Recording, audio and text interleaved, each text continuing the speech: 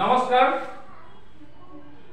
ৰাষ্ট্ৰীয় নাট্য বিদ্যালয়ৰ ভাৰতৰংগ মহোৎসৱৰ লগত সংগতি ৰাখি 25 বছৰীয়া ভাৰতৰংগ মহোৎসৱৰ বিশ্বজনৰ ৰং উৎসৱৰ লগত সংগতি ৰাখি সচিত্ৰপুথি সাংস্কৃতিক গোষ্ঠীয়ে মঞ্চস্থ কৰিবলৈ ওলাইছে নাটক পঞ্চম বেদৰ নাট্য ৰচনা। এয়া আমাৰ দিবাংগ নাট্য বিদ্যালয়ৰ ছাত্ৰ ছাত্ৰীসকলে আজি পৰিৱেশন কৰিব নাটক পঞ্চম বেদৰ নাট্য ৰচনা। আহকচোন আমাৰ ছাত্ৰ ছাত্ৰীসকলেনো কিদৰে নাটক কৰে আমি সকলো উপভোগ কৰোঁ। এয়া আমাৰ মাজত দিবাংগ নাট্য বিদ্যালয়ৰ বাকৰি দিবাংগ নাট্য বিদ্যালয়ৰ ছাত্ৰ ছাত্ৰীসকলে পৰিৱেশন কৰিব নাটক পঞ্চম বেদৰ নাট্য ৰচনা। এয়া পঞ্চম বেদৰ নাট্য ৰচনা।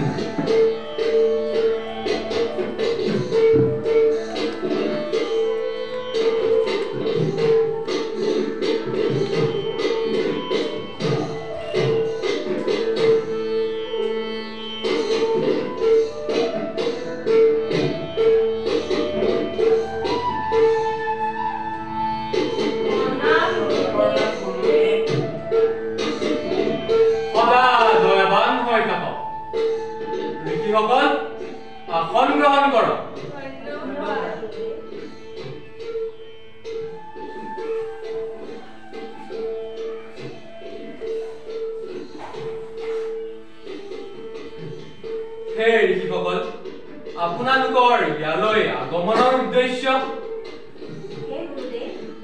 আপুনি নাট্যশাস্ত্ৰ ৰচনা কৰাৰ পৰাই আমাৰ মনত বহুতো প্ৰশ্ন উদয় হৈছে। তাৰে উত্তৰ বিচাৰি আমি আপোনাৰ ওচৰলৈ আহিছোঁ। প্ৰশ্ন সোধা, যি প্ৰশ্ন আছে নিসংকোচেই সোধক।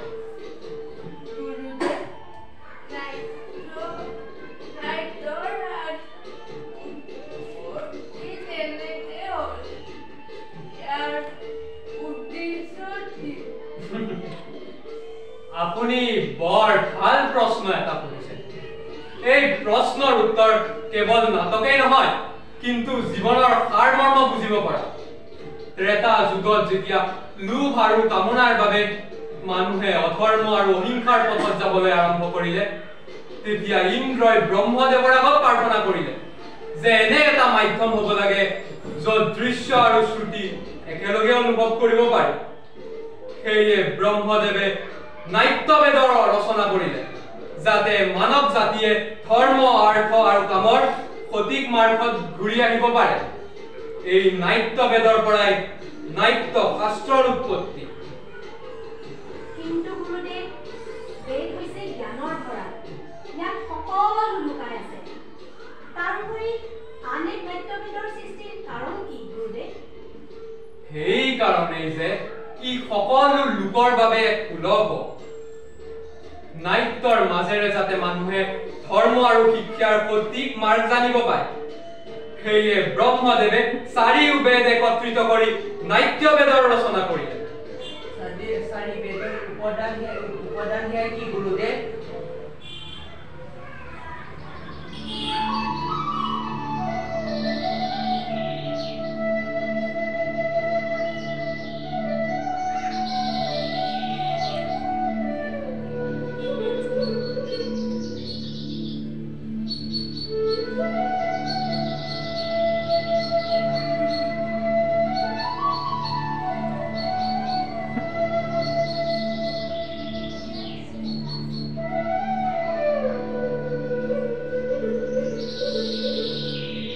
যি পাঠ আপুনি নাটকত শুনিবলৈ পাইছে এই পাঠ ঋগ্বেদৰ পৰা লোৱা হৈছে, এই সুৰ সামবেদৰ পৰা, অভিনয় যজুৰ্বেদৰ পৰা লোৱা হৈছে আৰু ৰস অথৰ্ব বেদৰ পৰা, চাৰিও বেদৰ ভিন্ন অংশৰ পৰা নাট্য বেদৰ উৎপত্তি।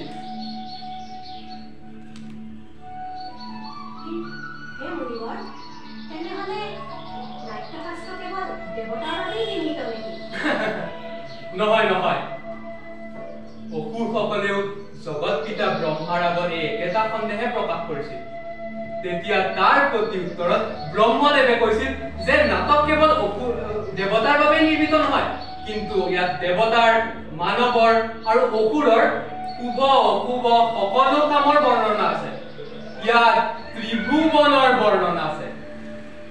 ই সকলো কলাৰ এক সংগ্ৰাম। হে গুৰুদেৱ, নাট্যশিল্প এটা অদ্ভুত কলা। জীয়াই থাকিবলৈ যিদৰে উশাহ লোৱাৰ প্ৰয়োজন, সিমানেই প্ৰয়োজনীয় এই শিল্প। তেন্তে আমাৰ সমাজে ইয়াক গুৰুত্ব সহকাৰে নলয় কিয়? কিয় এই নাট্যশিল্পক অপ্ৰয়োজনীয়, অপ্ৰত্যাশিত বুলি গণ্য কৰা হয়? আমি কেৱল শিল্পীহে, শিল্প কৰ্ম কৰাটোৱে আমাৰ দায়িত্ব। আমি নীতি নিৰ্ধাৰক নহয়। ই কেৱল নাটকে নহয়, কিন্তু ই সমাজৰ এক দাপোন।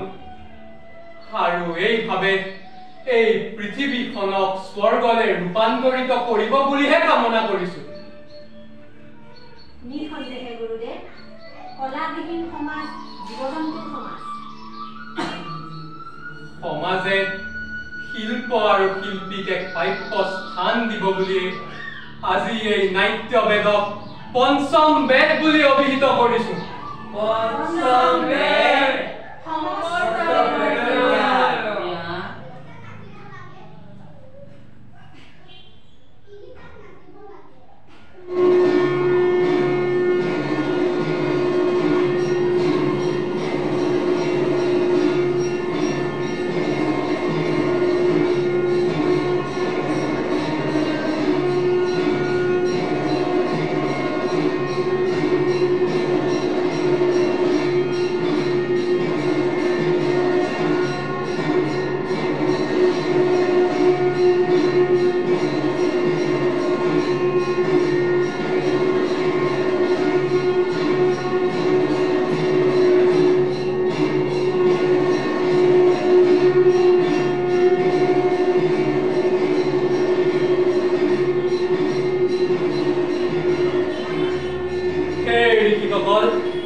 মোৰ নাট্য শিল্পী পুত্ৰসকলে আপোনালোকক আদৰিবলৈ ৰৈ আছে।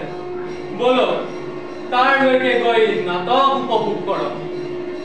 নাটকো কৰিম, ফূৰ্তি কৰিম, কৰিম মানুহৰ সেৱা।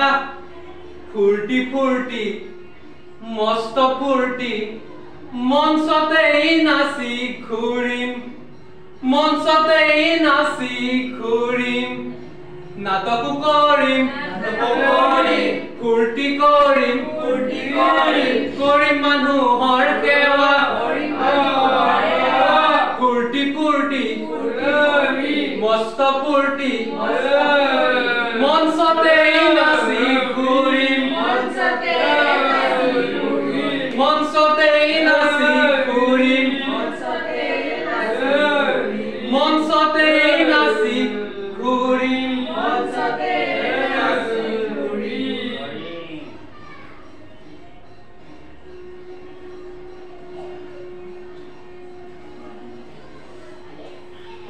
নমস্কাৰ।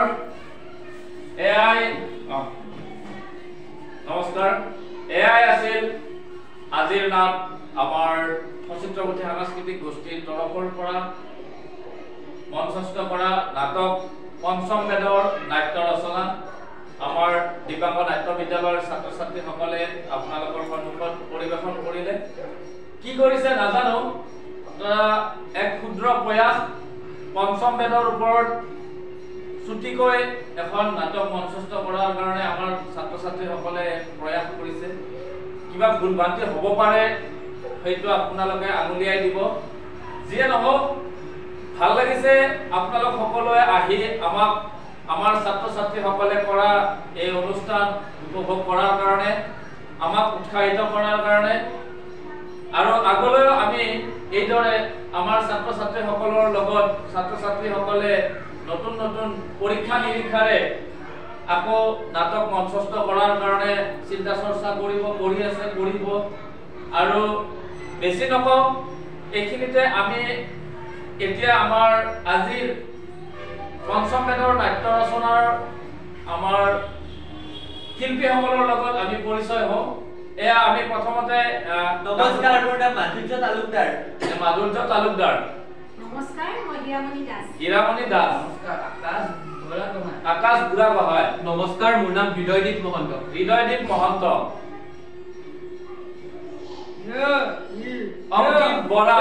অংকিত বৰা নমস্কাৰ মোৰ নাম ৰিমজিম শইকীয়া এইখিনিয়ে আছিল আমাৰ আজিৰ এক সৰু প্ৰচেষ্টা বুলি কৈছো